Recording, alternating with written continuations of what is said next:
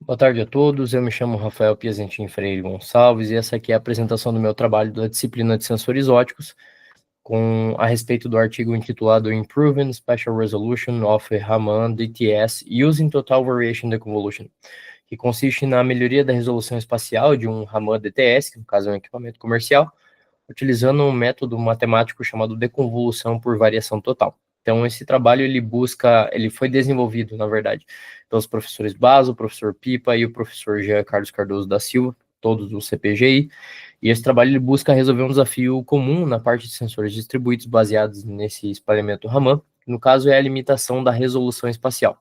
Então, a proposta é utilizar um método matemático computacional chamado deconvolução por variação total, para superar essa barreira sem a modificação de hardware do equipamento. Então, o equipamento utilizado foi o do laboratório, que no caso é o AP Sensing N4385B, que é um sensor comercial de alta precisão. Então, a nossa apresentação ela foi organizada da seguinte maneira: inicialmente faremos uma introdução a respeito do trabalho em linhas gerais, em seguida vamos abordar algumas das propriedades da luz, como o espalhamento Raman.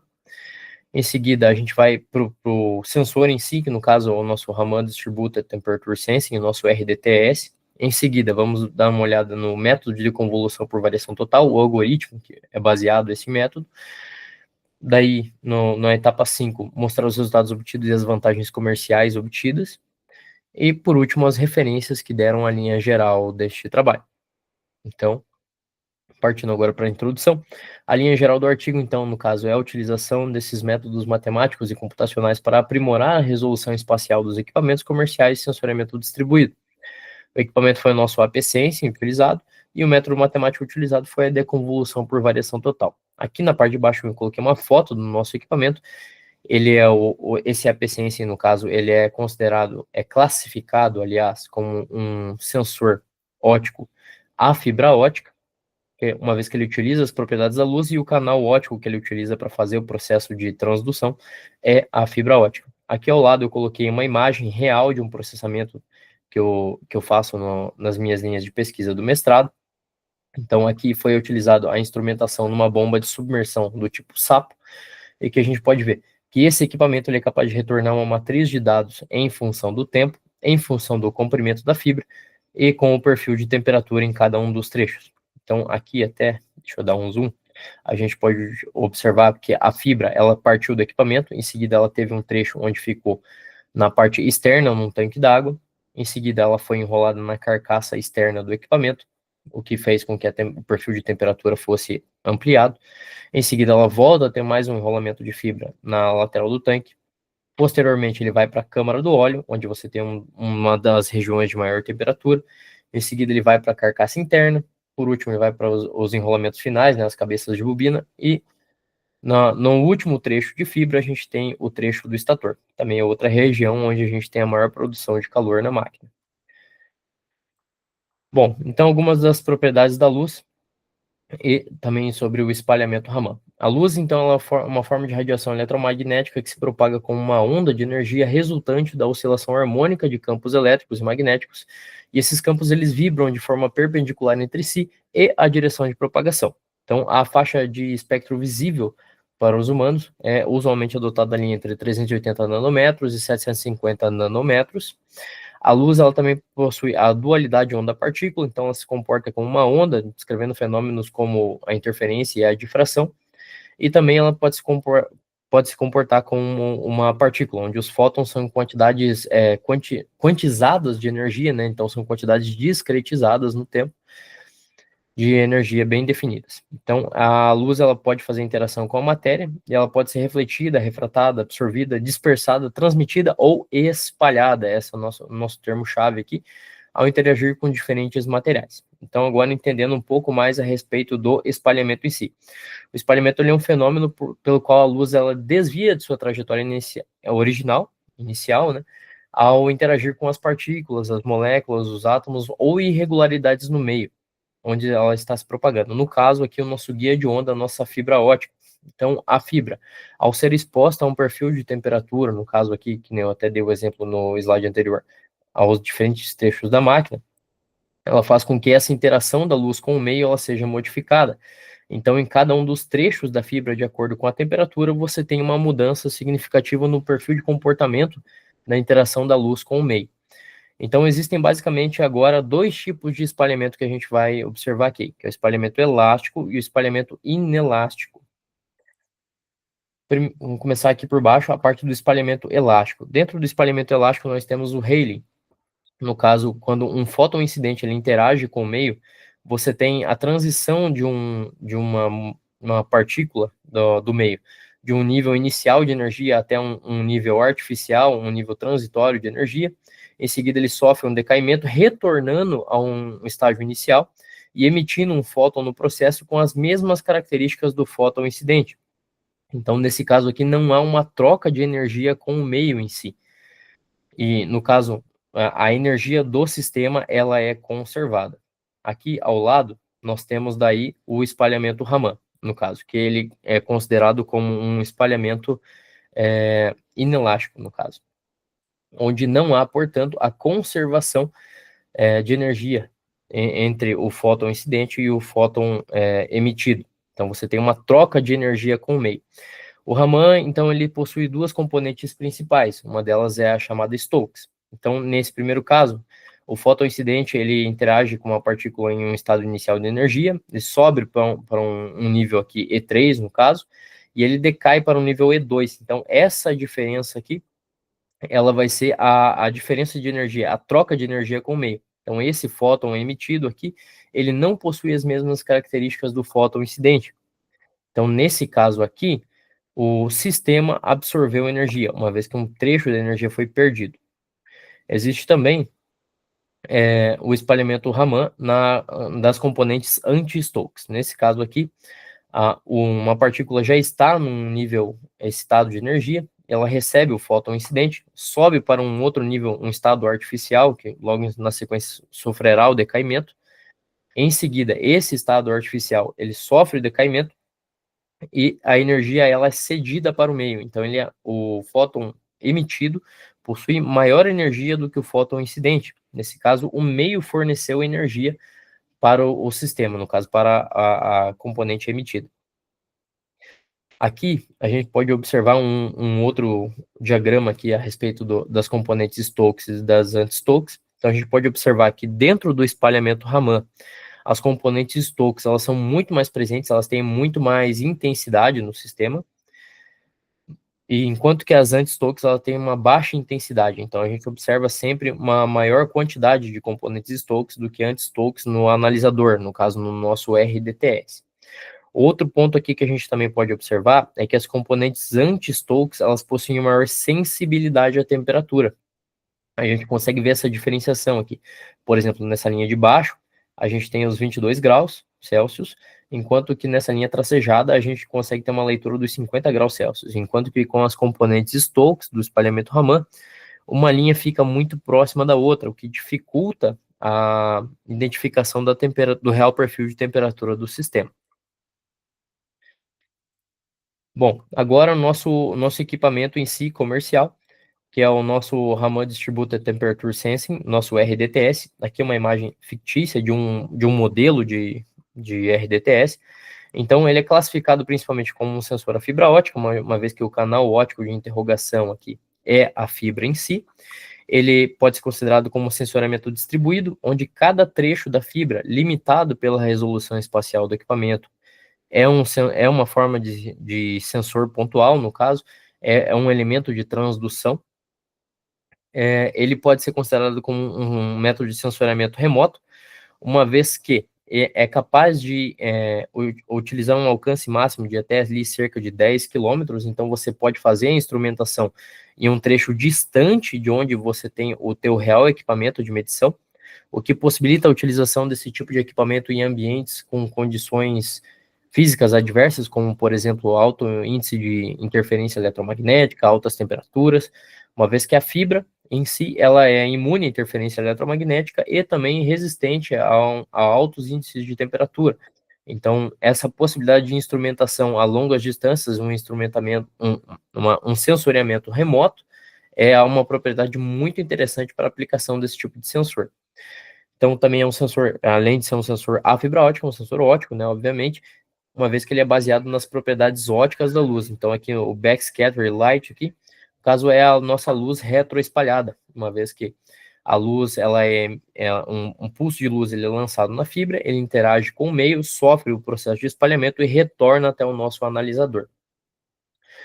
O modelo comercial utilizado tanto para o artigo em si, quanto o que a gente tem ali no laboratório, ele é o APSense em N4385B, que possui uma resolução de temperatura de até 0,04 graus Celsius, uma resolução espacial, que é o que o método de deconvolução vai tentar tratar e melhorar ela, de 1 metro, um tempo de aquisição de 30 segundos e um alcance máximo de até 10 quilômetros. Aqui agora a respeito da parte de deconvolução por variação total, que é o nosso algoritmo que visa melhorar essa resolução espacial do equipamento. Bom, então esse sistema DTS ele é baseado num sistema linear, onde a entrada do sistema ela representa o real perfil de temperatura do sistema na fibra. Então, que é dado pelo nosso F de Z aqui. A saída do nosso sistema ela é dada por G de Z, no caso é a leitura fornecida pelo nosso DTS, que representa essa leitura feita pelo elemento sensor, então a nossa resposta.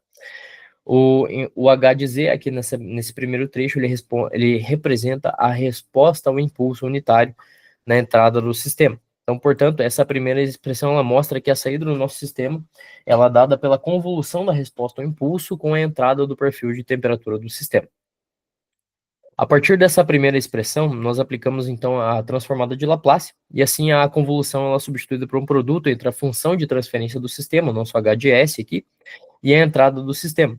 Então, após isso, ela foi utilizada nós pegamos e utilizamos uma aproximação matemática para obter, através do MATLAB, para obter os polos e os zeros da função, aqui os polos, no caso, o beta, e os zeros, o alfa, da função de transferência.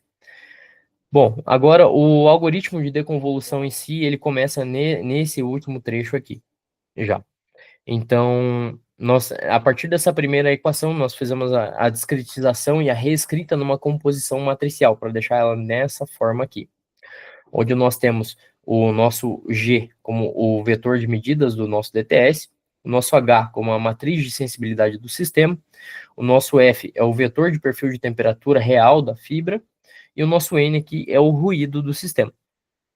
Esse nosso HDS, ele associa a resposta do DTS à resposta do impulso. Então, por isso que a gente obtém esse formato aqui. O DTS, ele também possui como característica a capacidade de espalhar o sinal do impulso, que é uma característica de sistemas passa-baixa. Então, para recuperar esse perfil de temperatura, é feita uma inversão dessa equação na forma matricial, o que implica numa amplificação desse ruído aqui também. Então, para consertar esse problema, é primeiro necessário fazer uma regularização do sistema, o que é feito aqui nessa outra etapa, onde a gente tem aqui o nosso sinal reconstruído do sistema, a gente tem o nosso G aqui, que representa o nosso vetor de medidas do DTS, nós temos o H, que é a nossa matriz de sensibilidade, nós temos o F, que é o vetor de perfil de temperatura, nós temos o lambda, que no caso é o nosso parâmetro de regularização, que ele é o parâmetro que controla a sensibilidade do sistema e melhora essa relação entre o sinal e ruído obtida. E daí nós também temos o nosso D aqui, que no caso é a nossa matriz de diferença finita. Então aqui daí é o nosso código já implementado através do MATLAB, então a parte computacional dele para fazer essa parte do processamento. Aqui todas as variáveis elas já foram descritas no slide anterior, e aqui é só para vocês terem uma ideia de como é que ficou. Agora já entrando para a parte de resultados comerciais e as vantagens obtidas, então algumas considerações aqui a serem feitas. Houve a correspondência entre o perfil de temperatura obtido e o real perfil de temperatura. A reconstrução do sinal foi feita em regiões até 6 vezes menores do que a resolução espacial original do equipamento, que são vantagens muito boas aqui. A gente vai observar agora, gráfico a gráfico. Então, por definição, a resolução espacial de um equipamento é o comprimento necessário para que você obtenha uma medida entre 10 e 90%, o degrau que contém esse trecho. Então, no caso do nosso RDTS comercial, é de 1 metro. Então, aqui, por exemplo, nós temos a distância do sistema, como de um degrau, um banho térmico de 1 metro, e aqui nós temos, então, o real trecho aquecido pelo nosso banho térmico Lauda, que no caso é essa linha acinzentada aqui, que mostra o perfil de temperatura. Então ele foi setado aqui em 50 graus durante o experimento. A linha preta representa a nossa resposta do DTS, então perceba que ele não atinge os 50 graus, mesmo com a resolução espacial de 1 metro, ele chega aqui em cerca de 90% dessa medida. E aqui, depois, nessa linha pontilhada, é o nosso sinal reconstruído utilizando a deconvolução por variação total. Então a gente percebe que a gente obteve ali certinho os 50 no degrau, que foi uma melhora significativa, até mesmo para a nossa resolução espacial padrão. Aqui do lado, nós temos agora a reconstrução de um degrau de temperatura, utilizando o banho térmico Lauda lá, só que agora com 30 centímetros de extensão. Então nós temos, novamente, o trecho em cinza, como o nosso banho térmico, então mostrando aqui que foi setado em 50 graus novamente. A linha preta aqui nós temos a resposta do DTS, então por um trecho ali de cerca de 30 centímetros, a gente obteve uma resposta em torno de 35 graus, o que é uma medida completamente distante do real perfil de temperatura da fibra, o que mostra que a aplicação pura do sensor comercial, sem essa tratativa matemática em cima, sem esse algoritmo rodando, inviabiliza a medida de temperatura, uma vez que fornece um perfil que não é compatível. E, em seguida, nós temos aqui a nossa linha pontilhada, que representa a reconstrução do sinal utilizando deconvolução por variação total. Então, a partir dessa leitura aqui da linha real do DTS, e aplicando o nosso método, ele conseguiu obter a medida exata do valor de temperatura do degrau obtido. Aqui agora nós temos a utilização desse mesmo método, só que agora para um degrau de 15 centímetros de temperatura. Então, a gente observa que a resposta natural aqui do nosso RDTS, ela fica ainda mais distante do real valor do perfil de temperatura, e o nosso sinal reconstruído, utilizando deconvolução por variação total, obteve respostas significativamente boas, uma vez que o resultado foi completamente compatível com o real perfil de temperatura na fibra obtido. Aqui ao lado, daí foi um teste extremo feito, né, utilizando o sistema. Nós temos um degrau de temperatura de 5 centímetros. E nesse caso aqui, a reconstrução do sinal, ainda com o método de deconvolução por variação total, não foi capaz de atingir o real perfil de temperatura da fibra, uma vez que a resolução aqui o trecho sensibilizado é muito pequeno. Então, a resposta do nosso DTS, ela foi processada aqui com o método de deconvolução, e a gente obteve ali pouco mais de 50% de acurácia ali.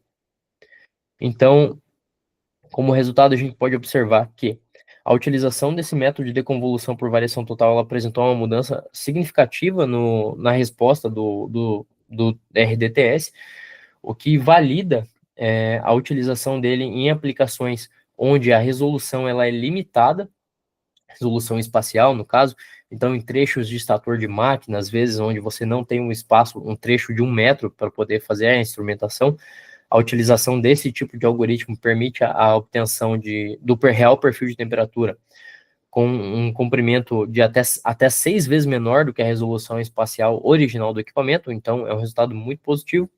E com vantagens comerciais, além dessa habilitação adquirida, né, nós temos que o método ele pode ser aplicado em equipamentos comerciais sem a necessidade de modificação de hardware, que geralmente agrega em muito o custo da aplicação. Então, o método ele é mais do que válido, não só por uma questão de obtenção dos resultados, mas também na questão da viabilidade financeira do projeto. E por último aqui, nós temos as referências, aqui a imagem novamente aqui do real perfil de temperatura reconstruído da bomba SAPO. E aqui, por último, as referências, então, o nosso artigo base aqui, desenvolvido pelos professores do CPGI. Aqui nós temos um outro artigo geral a respeito da parte dos DTS, que serviu de linha geral para explicação de princípios de funcionamento e afins. E, por último, o livro do Hartog, que sempre foi referência na área. Então, a princípio, essa é a minha apresentação. Agradeço e qualquer dúvida, estou à disposição sempre, só entrar em contato. Tchau, tchau.